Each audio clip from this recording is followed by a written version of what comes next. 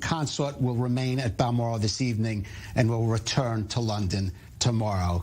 Of course, the King, Prince Charles, the Queen is dead, long live the King. He is now the British monarch. You're seeing, of course, live pictures there of Buckingham Palace, where crowds are starting to gather. But, of course, the Queen passed away in Scotland at Balmoral Castle this afternoon. Still back with us in studio, British journalist Natalie Blenford, and, of course, Owen Alterman, our senior international affairs correspondent.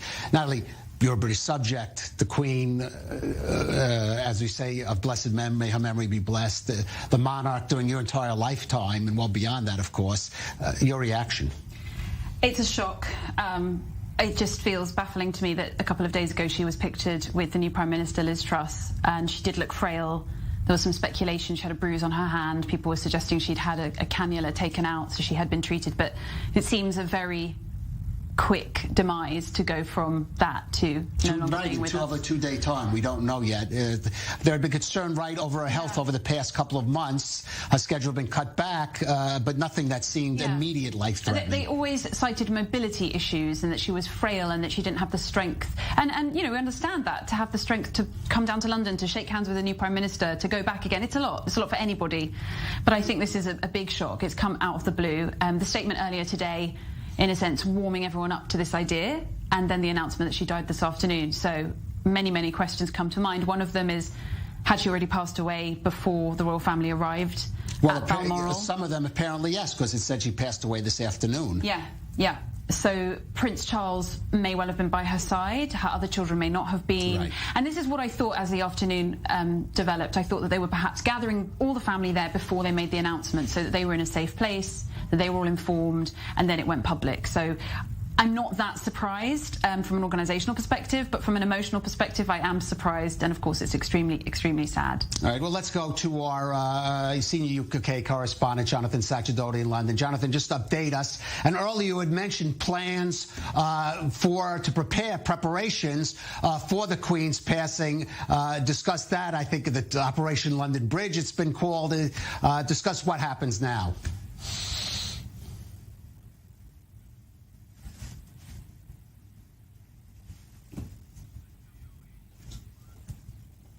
All right, we are having some audio problems with Jonathan. We will come back to him immediately. Oh, and to put this into some historical let me go back to Jonathan Sacerdoti. Jonathan, please pick it up. A very sad moment that the death of Queen Elizabeth II has now been announced. And I think we'll see the grief of her family who have gathered around her in Balmoral reflected across the whole country as those plans for her state funeral are put in place. They are long-rehearsed, well-rehearsed plans. We will see a massive state funeral taking place. Already crowds, as you can see, gathering outside Buckingham Palace. They've been gathering there all day because of that announcement that was originally made, saying that her doctors were concerned for her health. And now we have the announcement that she has indeed died. So in the days going forwards, we will see Prince Charles and his consort, Queen Camilla, and he will now be King Charles, announced, and they will stay overnight in Balmoral this evening, and they'll return tomorrow to London. I think that this will be a very difficult moment for Prince Charles, one of great, great sadness. Right. Jonathan, according to the tweet put out by the royal family, it said the Queen passed away this afternoon. And, of course, now it's already early evening there in the UK. Maybe you help us understand why the palace decided to go about the announcement in this way. I think the Queen's health has always been a very private matter. And when her health is sufficiently bad that it needs to be announced to the country, everybody does worry about it. But this is a moment they'll want to have controlled very carefully. As I said, there have been these long worked out plans for what to do when she passes. They're important for constitutional reasons as much as anything else. As soon as she passes, Charles becomes king, and that announcement needs to be worked out and made at the appropriate time. I think that for her family to be able to gather around her in Balmoral was also very important. And I think if there'd been a moment for them to say goodbye, that was part of what was necessary. And I think that they wanted to control the moment as well as to preserve the dignity of the Queen and the family and allow them their own private grief in this very public moment. Let me just ask you, Jonathan, of course, all eyes are going to be on now, as you mentioned, King Charles, but another figure, Prime Minister Liz Truss, just the days after taking office, now has to basically represent the government during this momentous occasion. She will have to sort of rise to this moment now in history. Indeed, that Liz Truss, really a baptism of fire in a way, having to deal with this in the first few days of her time in office.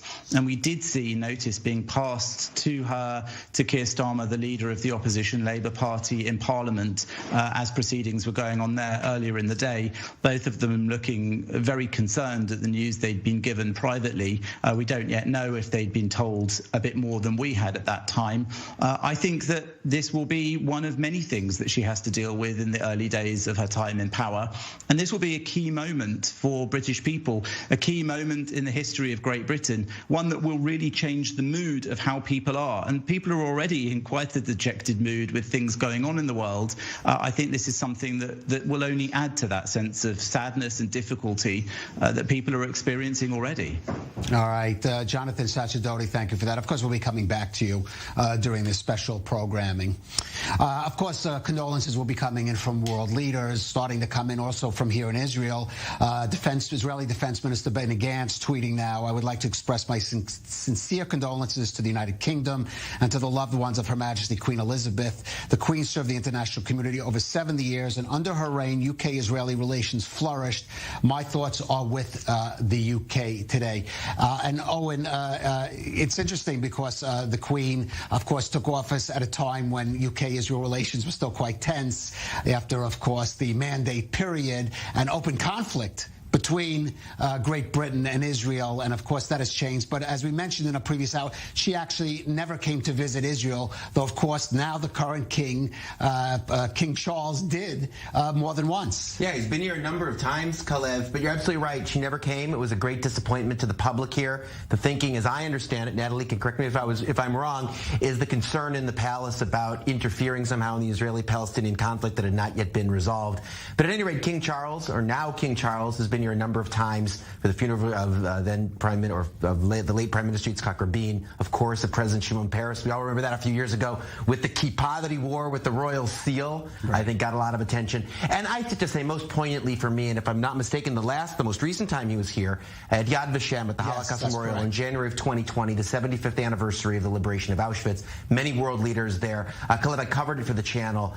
And he gave a tremendous speech. It was a speech that stood out even among those world leaders there for its humanity, I think for its humility, and at least on me made a tremendous impression. And one wonders if this is a prince who was underestimated and will be able to really rise to the occasion now that, unfortunately, under tragic circumstances, he has become king. Right, and Natalie, let me ask you about that, because other than Prime Minister Liz Truss, who just took office this week, all eyes now on King Charles. If that's the name he chooses to keep, because correct, he can choose. Am I correct? He could choose a different name, though perhaps unlikely at this stage of life. I'm not sure about that, but it's very strange to hear you saying King Charles, because of course he's always been Prince Charles, and he's always been Prince Charles, the man who would be king, but isn't king because his mother has just held on with this incredible immunity and fabulous sort of stamina that she's had. So this is the thing with the royal family, is that the minute somebody passes away, we have to move on. This is the nature of it. So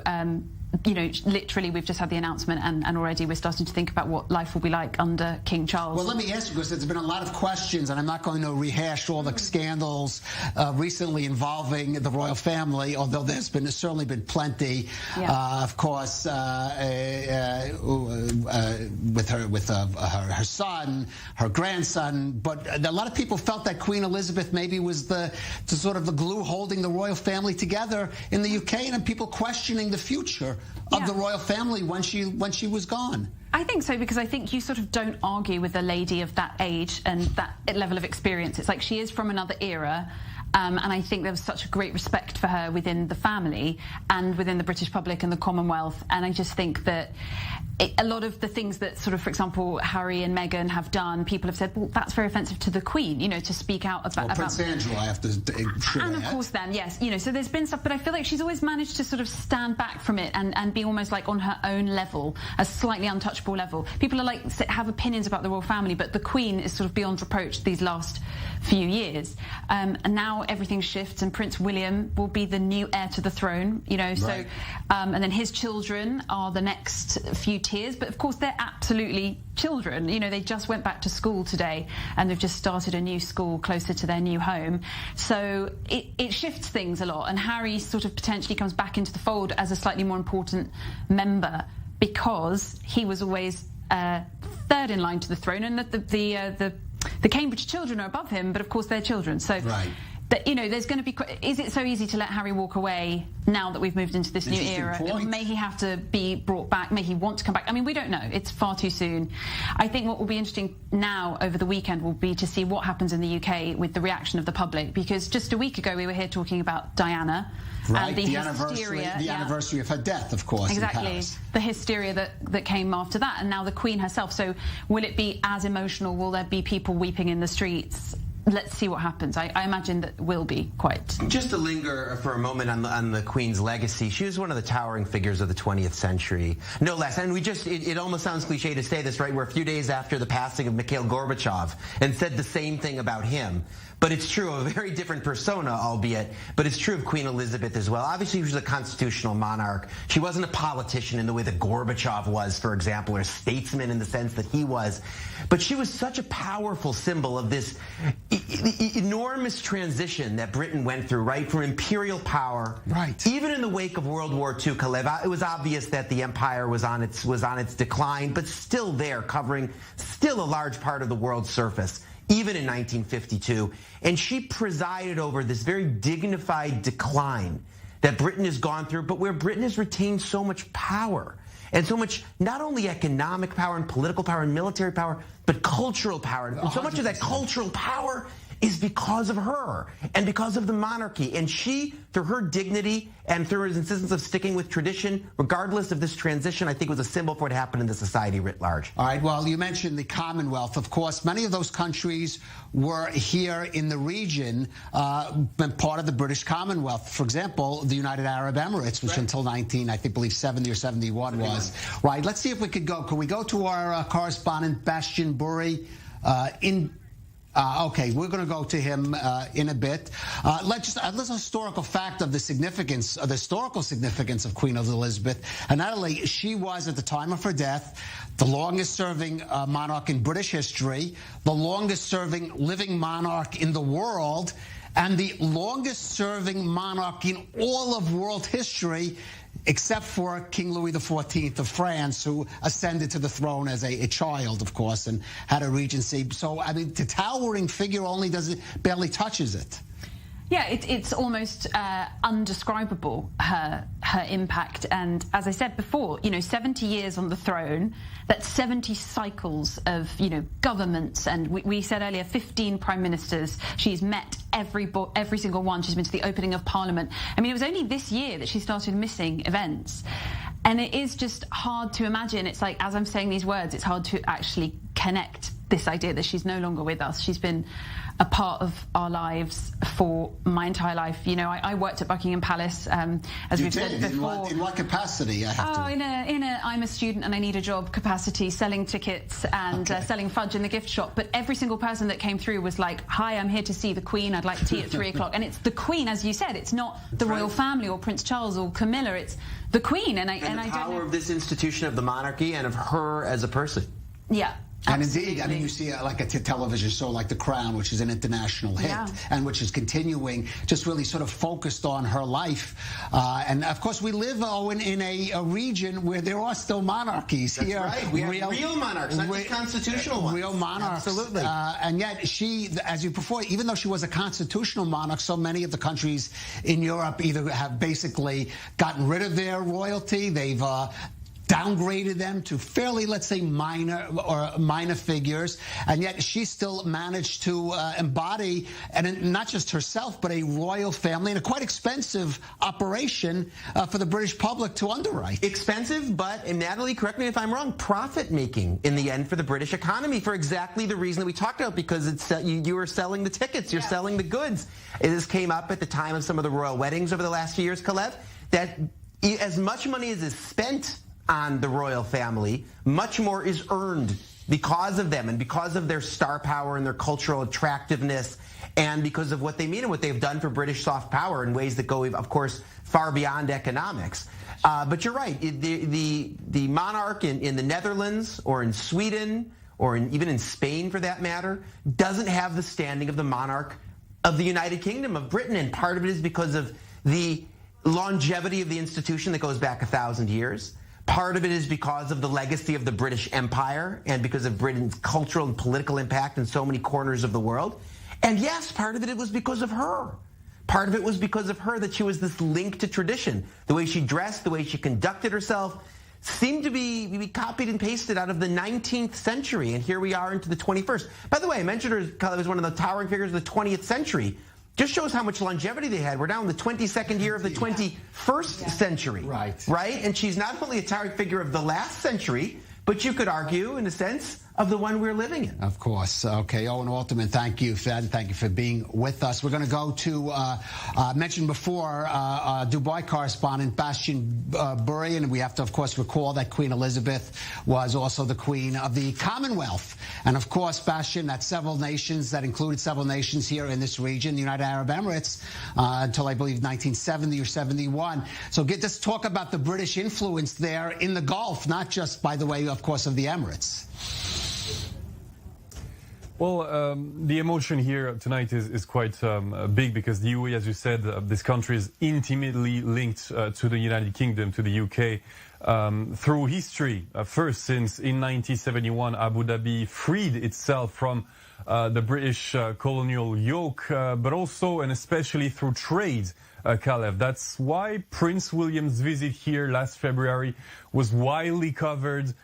Prince William will one day succeed to his father, Charles, on the British throne. And during his visit, we saw Emirati leaders, police officials, economic authorities, executive and legislative powers. Most of the Emirati chessboard came to meet Prince William. And it may sound a little anecdotal, but the liner, the transatlantic Queen Elizabeth II, 300 meters long, the flagship of the British Navy that sailed the oceans until 2008 with the greatest of this world on board, was given to Dubai a few years ago, which turned it into a floating hotel. So it could have gone to Canada or Australia, but no, this is the Emiratis that the British trusted most. Right, and one commonality, both with the Emirates and maybe some of these other Gulf nations with the UK, is the fact, Bastian, that they're monarchies. A monarchy,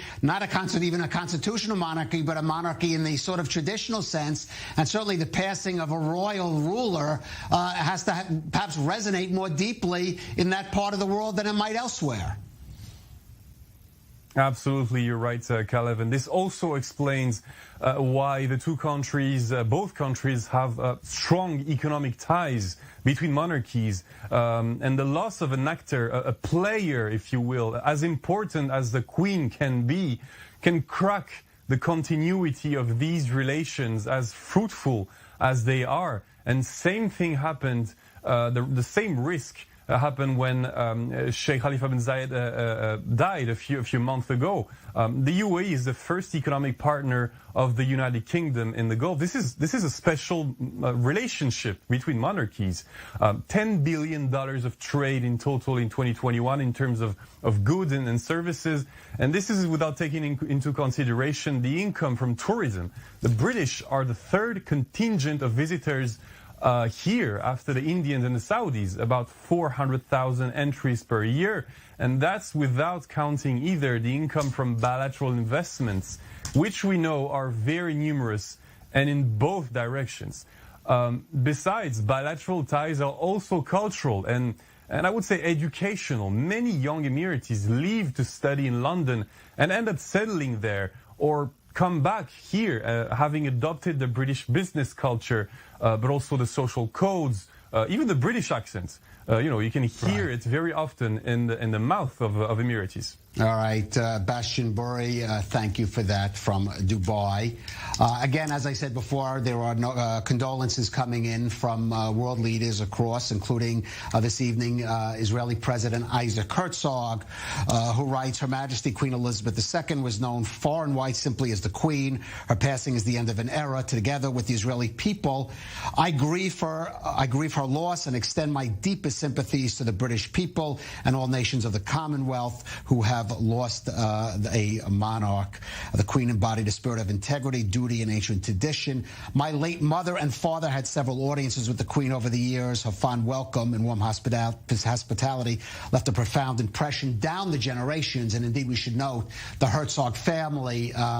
Isaac Herzog's father served in the British Army. He was a member of the British Empire.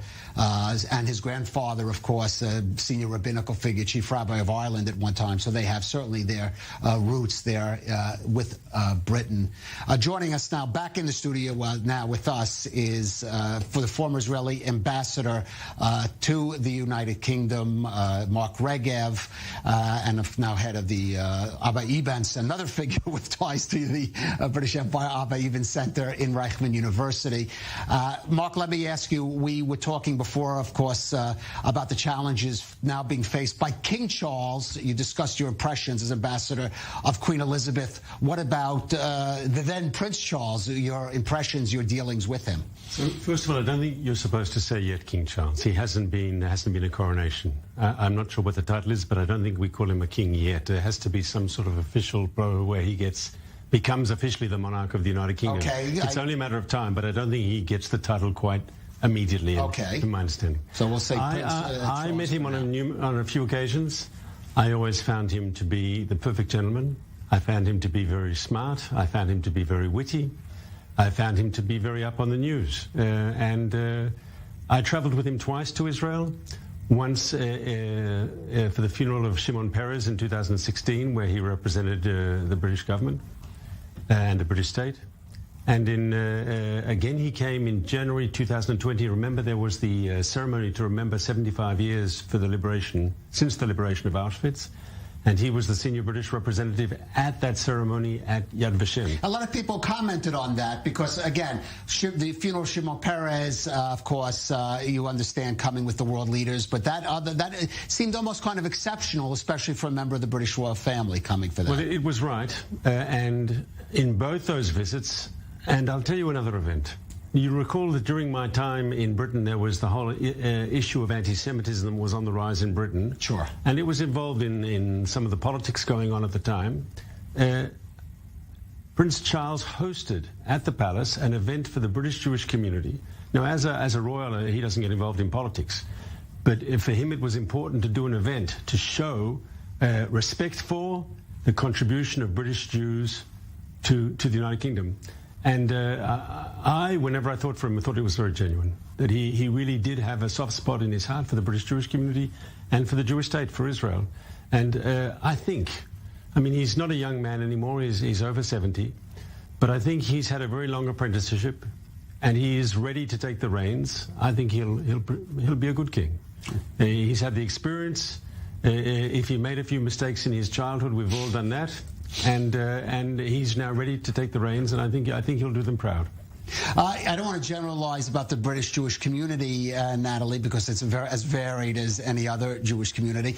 But many of the members that I've spoken to have a kind of fondness for the royal family, despite, of course, different issues with the British establishment, of course, over the years, we have to say. Yeah.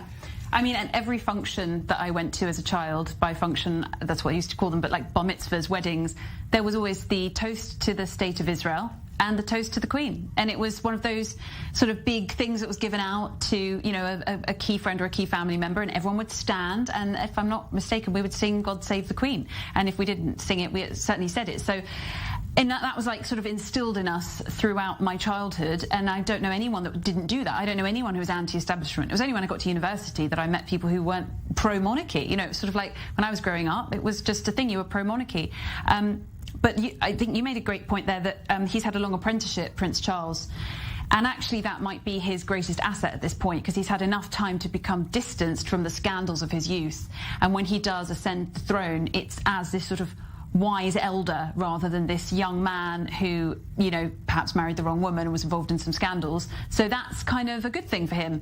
And I think that we'll see changes in the monarchy, but they may not really come in until William takes over. So we could be looking at in 20 years' time it will shift. I don't know, maybe Charles may, my feeling is he'll try to honour the memory of his mother, who gave her life to the country and Commonwealth, by potentially maybe keeping things the same whilst pushing the causes close to his heart, such as the environment and climate change. Right, he has been outspoken on some. It's at the top of the hour. I just want to recap, of course, Queen news out of the UK. Queen Elizabeth II has passed away at age 96, according to a tweet on the royal family Twitter feed. Shows you how times has changed. She did pass away this afternoon after an early announcement from Buckingham Palace that there has been deterioration in her health. Her family rushed to her bedside in Balmoral Castle in Scotland, including Prince Charles, who now, of course, inherits the throne of the United Kingdom. We are expecting a statement from Prime Minister Liz Truss. That's a live picture we're looking at 10 Downing Street. You can see that a podium has been set up there. And ironically, or however you phrase it, Liz Truss was received by Queen Elizabeth, I believe, just 2 days ago.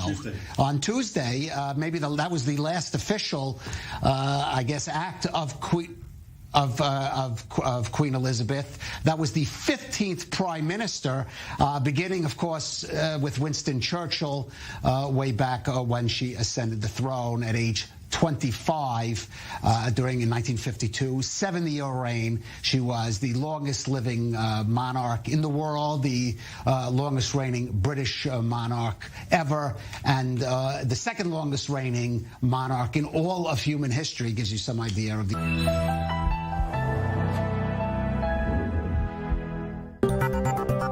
News 24 is a Spanish-language weekly news magazine on I-24 News, presented by respected journalists Carlos Gurevich and Damian Pachter, bringing you news and analysis of the most important issues of the Middle East and Israel, with the added perspective of the impact on the Spanish-speaking world.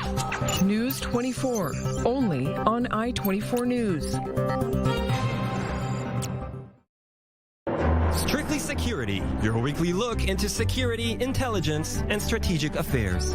Our team brings the latest on the major international conflicts, analysis of the major security issues right here in the Middle East and around the globe. Saturdays, only on I-24 News.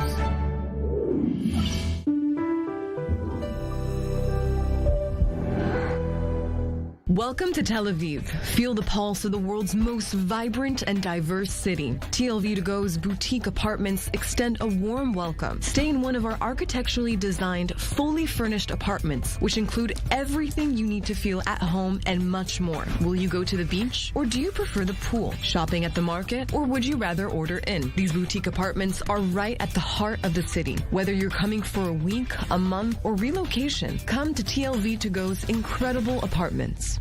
Made for Me, a unique concept in Israel. Custom-made men's fashion to your measurements. Made for Me, designer of all your events. Schedule your appointment at www.madeforme.co.il. Made for Me, official dresser of I-24 News. Good evening, ladies and gentlemen.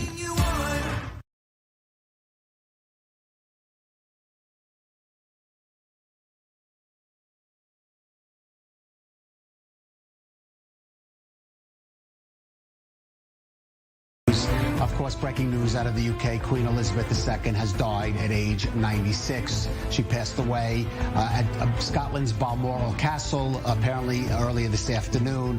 Her family rushed to her bedside in her final moments. We do expect a statement in the coming moments from the new British Prime Minister, Liz Truss, who just on Tuesday, just 2 days ago, got her first official audience with the Queen. It was held at Balmoral Castle. We're seeing live pictures there from 10 Downing Street, of course, with the podium. We expect Liz Truss. Mark, before we went out for the break, would ask you about Liz Truss, the challenges she faces now as coming in as a new Prime Minister, and now has to rise to the occasion at this moment, just on her second day in office. I would think, and if one wants to do political analysis and take a step back and not deal with the enormity of the passing of Queen Elizabeth, I think this is a good thing. I'm sure Boris is very, I'm not sure if jealous is the right word, but to receive all the world leaders, it's a major, major event. And I think far from this being a challenge to Liz Truss, this is actually an opportunity for her to meet world leaders, to present herself on the world stage. I think this is actually, and people stop talking about the high prices of energy and what's going to happen in winter, because I don't think this is bad for the new Prime Minister. This can help her find her feet. Also, it's a chance for her to meet all her colleagues, because you'll have leaders from across the world, from Africa, from Asia, from North America. They'll all be descending on London for the funeral, and she'll be meeting those who she deems to meet. If President Biden chooses to come, she'll have a meeting with him, I'm sure.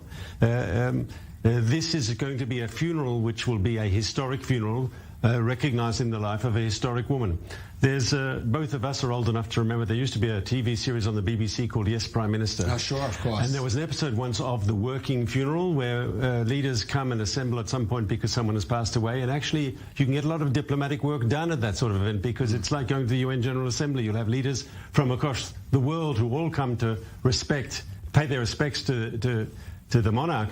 But at the same time, if you're meeting there and the President of France is there, or the Prime Minister of Italy, or the Chancellor of Germany, it's a chance to meet and talk and do some business. Right, and of course, one of the leaders, of course, will be the President of France, Emmanuel Macron, who has just tweeted, Her Majesty Queen Elizabeth II embodied the British nation's continuity and unity for over 70 years. I remember as a friend of France, a kind-hearted queen who has left a lasting impression on her country and her century. And Natalie, of course, Mark talked about this funeral of Queen Elizabeth on the official level, on the political level, but for the British people.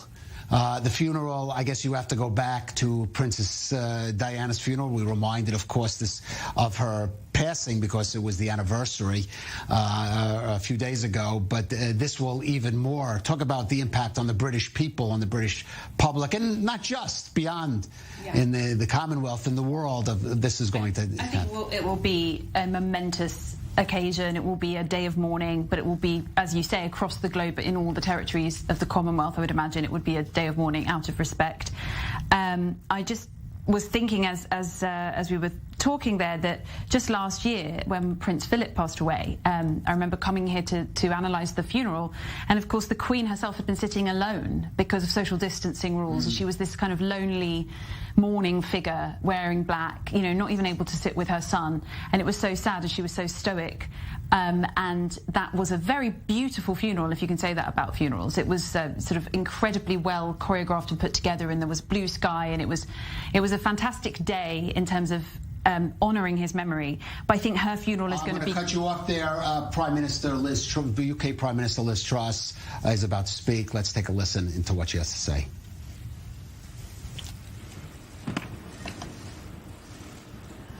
We are all devastated by the news that we have just heard from Balmoral. The death of Her Majesty the Queen is a huge shock to the nation and to the world. Queen Elizabeth II was the rock on which modern Britain was built. Our country has grown and flourished under her reign. Britain is the great country it is today because of her. She ascended the throne just after the Second World War. She championed the development of the Commonwealth from a small group of 7 countries to a family of 56 nations, spanning every continent of the world. We are now a modern, thriving, dynamic nation. Through thick and thin, Queen Elizabeth II provided us with the stability and the strength that we needed. She was the very spirit of Great Britain, and that spirit will endure. She has been our longest ever reigning monarch. It's an extraordinary achievement to have presided with such dignity and grace for 70 years. Her life of service stretched beyond most of our living memories. In return, she was loved and admired by the people in the United Kingdom and all around the world. She has been a personal inspiration to me and to many Britons. Her devotion to duty is an example to us all. Earlier this week, at 96, she remained determined to carry out her duties as she appointed me as her 15th Prime Minister. Throughout her life, she's visited more than 100 countries, and she has touched the lives of millions around the world. In the difficult days ahead, we will come together with our friends across the United Kingdom, the Commonwealth and the world to celebrate her extraordinary lifetime of service. It is a day of great loss, but Queen Elizabeth II leaves a great legacy. Today, the crown passes, as it has done for more than 1,000 years, to our new monarch, our new head of state, His Majesty, King Charles III. With the King's family, we mourn the loss of his mother, and as we mourn, we must come together as a people to support him, to help him bear the awesome responsibility that he now carries for us all. We offer him our loyalty and devotion, just as his mother devoted so much to so many for so long.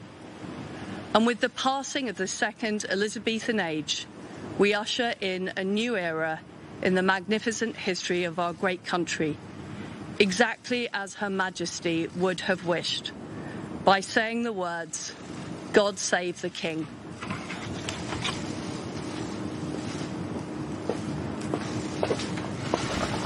And that was, of course, Prime Minister Liz Truss of the United Kingdom, who unbelievably now, just 2 days ago, was received into office by Queen Elizabeth at Balmoral Castle, the last official duty undertaken by Queen Elizabeth. And now here, just 2 days later, of course, she coming out of number 10 Downing Street, to, of course, react to the passing of Queen Elizabeth II at age 96. Let's see if we can go to our senior UK correspondent, Jonathan Sacerdoti in London. Jonathan, what a moment for Liz Truss. What a week. First, your reaction to what you just heard, and did she rise to the moment that has really just fallen on her shoulders? And what a moment for the new Prime Minister within the first few days of being in office to have to announce this to the nation. Obviously, when people heard this morning about the Queen's ill health and that doctors said that she was under supervision, I think there was a lot of rumour going around that this could be the end. And then, of course, as the family all flew in to be around her at Balmoral, those suspicions increased. Then, of course, it was confirmed, and now we see that official speech from the new Prime Minister Liz Truss. Long live the King, King Charles III, she said, and that's going to be something that will take some getting used to hearing and saying, because Queen Elizabeth was the longest reigning monarch, somebody who was queen for so long that there are very few people who were alive before that period, even fewer who can remember it. And King Charles, as he now is, will have to follow on in her mould, but of course doing things his way as well. She set a shining example, not just to him, but to the whole of Great Britain, an example of duty over personal desires and personal and private life. And I think that that's something that she was enormously respected for around the world. Right. In fact, King Charles III, as you rightly call him, has just put out a statement, Jonathan, so stay with us. I'm going to read it out. The death of my beloved mother, Her Majesty the Queen, is a moment of the greatest sadness for me and all members of my family. We mourn profoundly the passing of a cherished sovereign and a much-loved mother. I knew her loss will be deeply felt throughout the country, the realms, and the Commonwealth, and by countless people around the world. During this period of mourning and change, my family and I will be comforted and sustained by our knowledge of the respect and deep affection in which the Queen was so widely held. And Jonathan, those who know British history knew of the two previous King Charleses. King Charles II, very successful king. King Charles I, not so much, let's say. King Charles III enters the monarchy at a very difficult time for the royal family, a time of scandal, a time when people are questioning whether Britain needs to at least continue with the monarchy as it's constituted, and all eyes will be on him whether he is going to sustain it as his mother did. Absolutely. There will be a lot of pressure on King Charles's shoulders now over how exactly he will be the monarch. I think it goes without saying that because Queen Elizabeth II was in power for so long as Queen, we only really know the monarch as one thing, and that is her. And now we're going to see how Prince Charles does things. There's been plenty of speculation over the years and some indication from him himself over how he'll do things. There's been the suggestion that he will strip down the royal family to a much smaller, more efficient, more hard-working family. A lot of that already happened during recent years. His influence, for example, was seen during the Platinum Jubilee celebrations with the slimmed-down working royals only on that balcony, a sign perhaps of things to come under King Charles's reign. And he may feel that he needs to do that in the 21st century. It might be something that the royal family feels is necessary, that this may be seen as an anachronism by many around the world and even in the UK, and that's one way of dealing with it. Also one way of dealing with the controversy that has plagued the family in recent years by cutting down the number of people in the family who are seen as close to the top and as working royals. If they get involved in any controversy, then it's perhaps less damaging to the institution of the monarchy. These are all decisions to come, but for now I think it's a question of mourning, and Prince Charles, or King Charles as he now is, and the rest of Great Britain will spend quite some time in that morning remembering Queen Elizabeth II. All right, Jonathan Schatz-Sidoti, thank you for that. Of course, we'll be coming back to you in this special coverage. But I want to ask you, Natalie, the points that Jonathan raised. A lot of people are wondering now, with the passing of Queen Elizabeth, who really held this institution together, who embodied it, whether now this may be the time, opportunity, or inevitability that it will have to change. Well, absolutely, it will change in some way because we're going to have a very, very different person at the helm. You know, as we said, we've gone from this woman who has sort of weathered every storm we can imagine, going back, you know, to just an era that none of us can remember. And now Prince Charles is a more modern man. He has many causes that he's been championing throughout his life. The Prince's Trust is a youth organisation where lots of young people go and do, they learn life skills, they learn survival skills. He champions climate change. I feel like he is more political in his leanings, even though they're not allowed to have political opinions, but he has these causes that he champions. So we'll see what that means. Will it be that he decides the monarchy will be more outspoken? Will he be more outspoken as king? Or will he sort of hold his tongue as the Queen always did and be the figurehead? You know, I'm envisaging him in the ceremonial robes and the crown literally on his head. It's going to be a sight to behold when it's on Prince Charles. Yeah. It's going to be a different sight. Hey, Jonathan at one point called it Prince Charles and then corrected to King Charles. It's going to be it's going to be a transition. In terms of slimming down, though, the monarchy, I'm not so sure about that.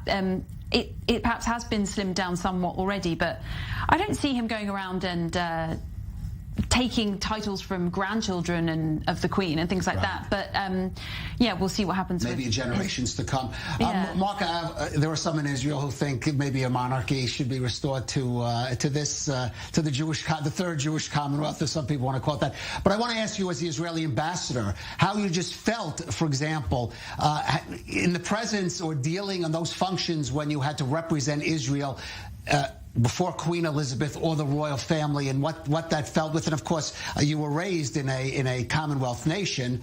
We should note just how, on a personal level, how you felt about that. So you're right. I was born and grew up in Melbourne, Australia. And the picture of Queen Elizabeth was on the wall in the school and on the coins that we used and on the postage stamps. She was ubiquitous. She was there. Did you ever dream you'd be an ambassador to the court of St. James? No, not at all. I remember when I presented my credentials, you go to the palace and it's quite a ceremony. They don't want you to make a mistake. And so you actually do it with one of the other workers there, and you go through it. It's like in the army when we do things, you do before you use live ammunition, you first use without shooting live ammunition. So before you present your credentials to the Queen, they want you to go through the motions, do exactly what you're supposed to do, so you won't make a mistake when you actually meet the Queen. I always thought, look, she was very impressive. She was the consummate professional. As Natalie said, she took her role very seriously, a sense of duty. And you saw the way I would see her in lines, and there were like maybe 180 ambassadors, and everyone she stops and she shakes her hands and how are you? And right, and I should note, Mark, right to the very end, she never let up her. She never lowered her standard, even to the age of 96. Even as we saw to the final days of her life, though she had to cut back, of course, to some degree. Cut back. And I remember there were a few words, and I don't know what Natalie will say about this, but were there a few words that saying when she couldn't do the job in a full way, there were those people who were saying, like in Japan, maybe it's time for her to voluntarily step down, but that's very un-British. She had this sense of duty that she had to persevere on, even when it became more difficult for her to do the job. Look, it's history. What we've seen now, think of it, in 1952, when she assumes the monarchy, Britain is still a major colonial power.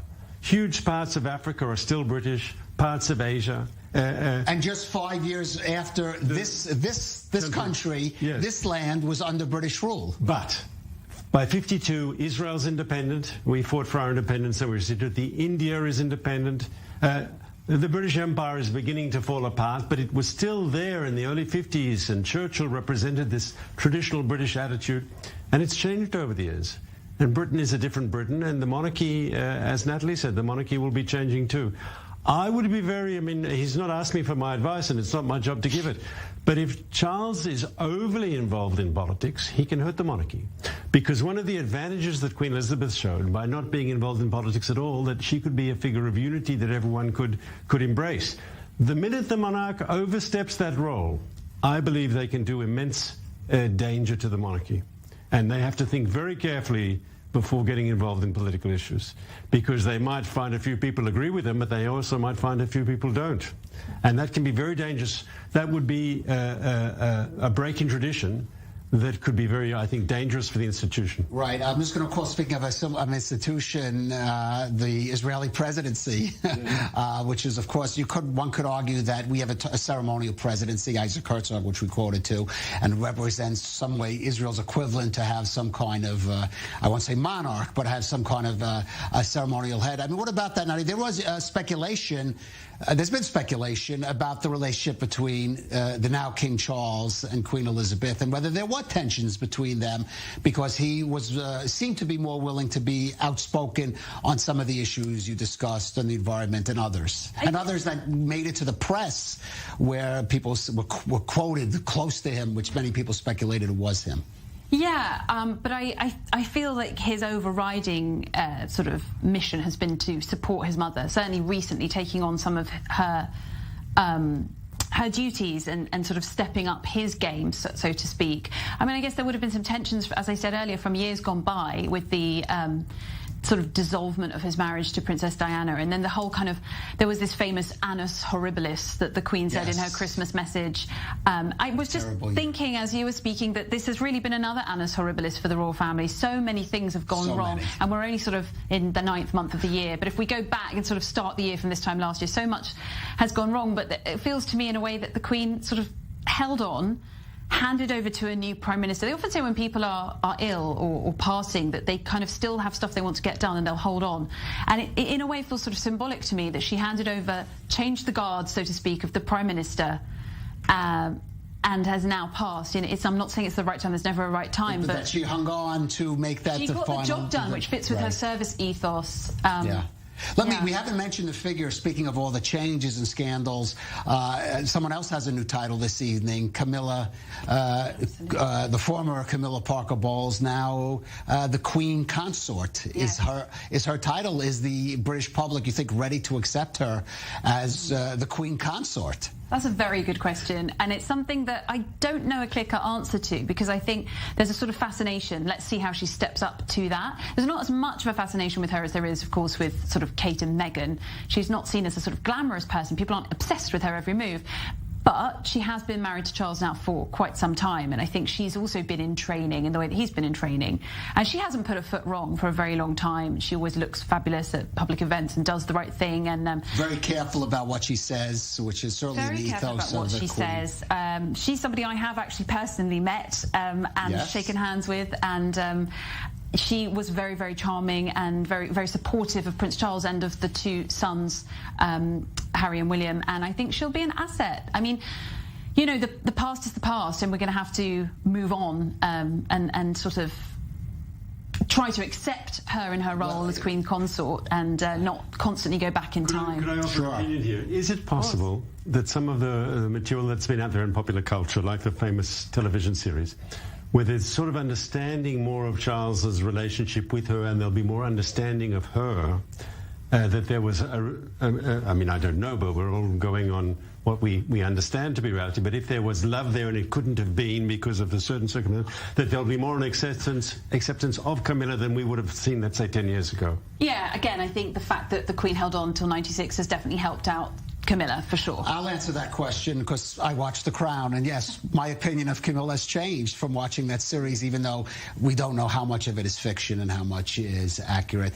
Natalie Blenford, Ambassador Mark Regev, thank you for joining us. And of course, this has been a special broadcast.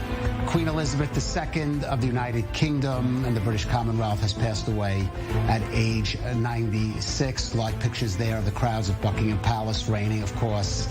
And of course, King Charles III now ascended to the British throne. As they say, the Queen is dead. Long live the King. Thank you for joining us on I-24 News.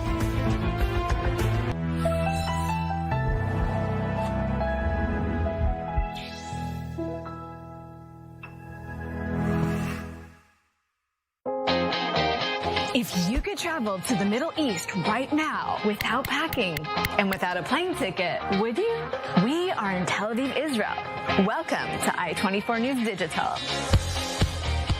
Here, we bring Israel and the entire Middle East right to your social networks. On your phone, on your desktop. Here, I-24 News creates videos especially made for social media. And believe me, we are out there working hard. Right here. Israel and Nepal. For the very first time. Is how they begin. Making original content. Streaming live, even in the hard moments. There are literally rockets going off. I'm in a bomb shelter. And filming docuseries.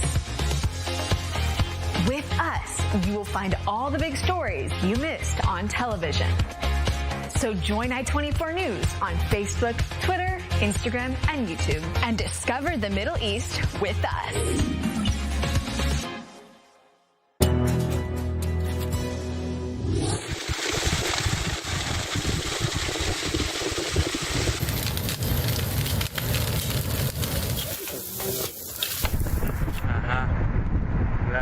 Bien al frente está.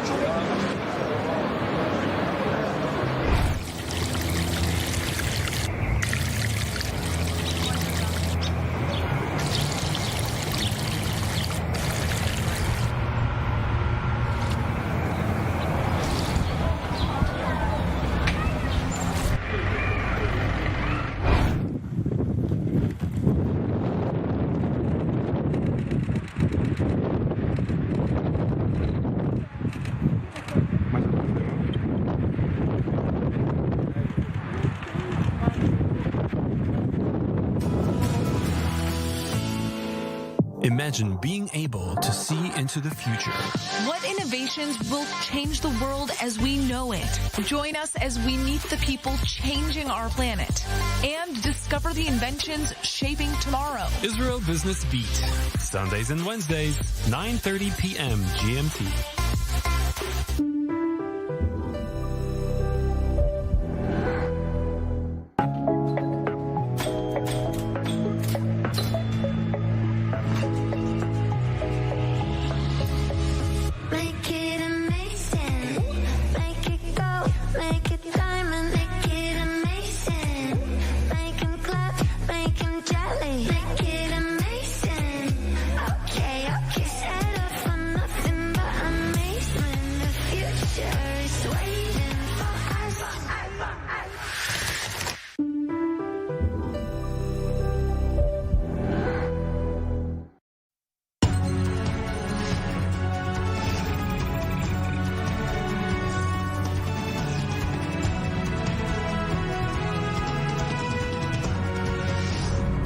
Hello and welcome to this I24 News breaking news edition. Sad news out of the UK this hour. Queen Elizabeth II has died, setting off an outpouring of grief for the 96-year-old monarch after a reign of 70 years. The Queen has died at Balmoral Castle with many of her 4 children, 8 grandchildren and 12 great-grandchildren at the castle or on their way, including her son, Prince Charles, the heir to the throne. Buckingham Palace has just released the following statement, reading, "The Queen died peacefully at Balmoral this afternoon. The King and the Queen Consort will remain at Balmoral this evening and will return to London tomorrow." For more on this breaking news, I'm joined in studio by Tom Gross, British political commentator. Very saddening news for the kingdom. Your initial thoughts? Well, yes, even though it is in a way not a surprise because she is 96 years old and her health has not been particularly good in recent months. She had COVID in February and has been very tired since then. Nevertheless, it is a big shock because only 2 days ago on Tuesday, she met with the new British Prime Minister, Liz Truss, and a photo was released of her appointing Liz Truss, her 15th Prime Minister of her 70-year reign, and the Queen looked relaxed and smiling, and everyone was quite happy to see the Queen in good health and looking happy and beaming with a smile, really, just 2 days ago. So it is it comes as a surprise, even though, of course, it's not a surprise. Another fact is that for almost everybody living in Britain, she has been a dominant fixture of her entire lives. You know, she's been enthroned the second longest head of state or monarch in history. Only Louis XIV of France served for 72 years, but he came to the throne as a small child. Queen Elizabeth II was, of course, already known as Princess Elizabeth before she was queen. So unless you're aged older than 96, she has been there throughout everyone's life, and therefore this really does mark the end of an era, the end in a way of the entire post-war pre-tech era, one might call it. I want to bring in to the conversation Adam Schwartz, a writer and political commentator, is joining us from London. Good to have you with us on this evening. I want to hear your thoughts about the legacy of the Queen. How will she be remembered from this day onwards? Well, I think this is certainly one of the most somber days in really the history of the modern United Kingdom. I think certainly the way that Queen Elizabeth will be remembered will be as the constant presence through a process of enormous change. The Queen, of course, her reign was over 70 years long, and during that period really oversaw a huge amount of change, not only within the United Kingdom, but also from the world itself. But if you look at it, certainly in the United Kingdom's context, we saw the rebuilding rebuilding after the destruction of the Second World War. We saw the sort of end of the British Empire and the emergence of the Commonwealth. We saw the UK joining the sort of European nations that ultimately became the European Union. And of course, we saw the UK withdrawing from the European Union. And then very recently, we saw the Queen during COVID times. And I think that certainly provided a huge amount of comfort to the nation, knowing that in this very difficult and sort of traumatic period, actually the Queen was there as a presence to sort of guide the nation. So I think certainly that's the way that she will be remembered in the United Kingdom context. But I think also it's important to remember her sort of as a global icon itself. Even though the UK's sort of constitution provided a role to the Queen in advising its prime ministers, actually she provided a huge amount of advice and guidance to a whole bunch of foreign leaders abroad during her many state visits to many countries. So I think certainly both in the UK and across the world she'll be remembered really as a great source of strength, a great source of continuity during a period of great change within the world. Tom, I want to go back to you. I want to speak a little bit about her unifying power, because she was able to unify not just Britain, England with Wales, but also the Commonwealth as a whole during her term in office. Talk to us a little bit about that. That's right, of course. She oversaw basically the end of the British Empire, but the connection of many of those former states of the empire now in the British Commonwealth. And in fact, until today, she is still head, or until this morning, she was head of 15 countries, not head of state of 15 countries, not just of the United Kingdom. For example, in Canada, she visited Canada 22 times. So she'll be mourned not just in Britain, but in all those other countries which she's head of state, or the countries where she visited often and they're very fond of her, like Australia and so on. There's something else. People sometimes ask me, why is there so much pomp and ceremony around the circumstance around the Queen? For example, the Dutch, Holland, they still have a monarchy, but their Queen sort of just rides around on a bicycle and so on, whereas the British Queen has many castles and the crown and so on. And I would say that one reason Britain has never had a revolution, it's never had communism or fascism or too much turmoil, is the monarchy, and in particular the Queen, has provided an amazing stable factor of stability. So even though someone like myself, I'm actually a Republican and I'm actually not sure that Britain should have a monarch as head of state, I still recognise that the Queen, I don't know what the alternative would be. The Queen is not a career politician like heads of state in many other democracies, and she has provided this kind of constant, this kind of mother of the nation, both as an institution, but also she in particular, her particular character has managed to do that. And we shouldn't underestimate that level of stability. It is the United Kingdom. That's the official name of Great Britain and Northern Ireland. It's literally united around the Queen and now the King, because Charles, her son, has become Charles III just now in the last hour or two. He has, upon the announcement of his mother's death, he has immediately acceded to the throne.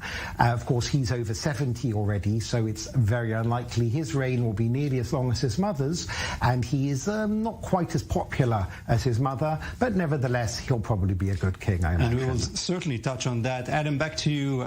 Your thoughts on the Queen's unifying power?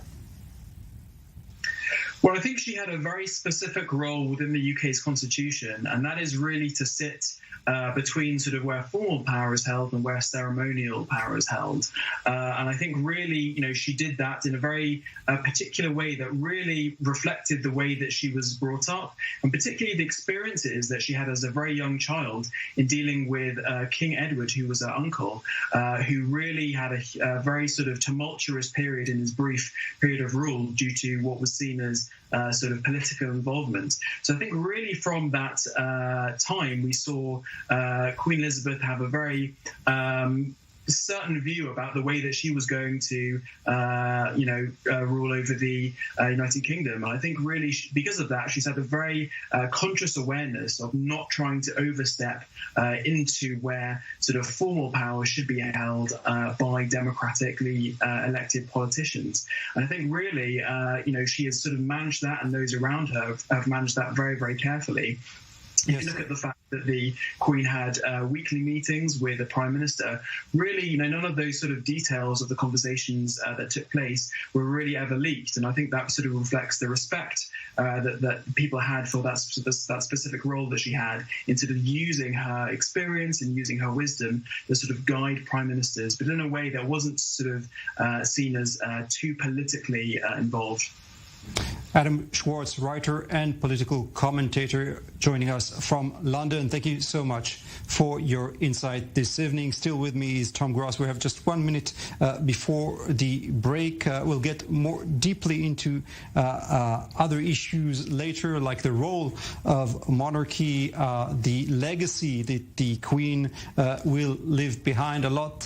All of that and a lot more right after the break. We'll also tell you about a terror attack that was thwarted in Tel Aviv just a couple of hours ago. We'll be back in just 2 minutes. Stay tuned. This is I-24 News.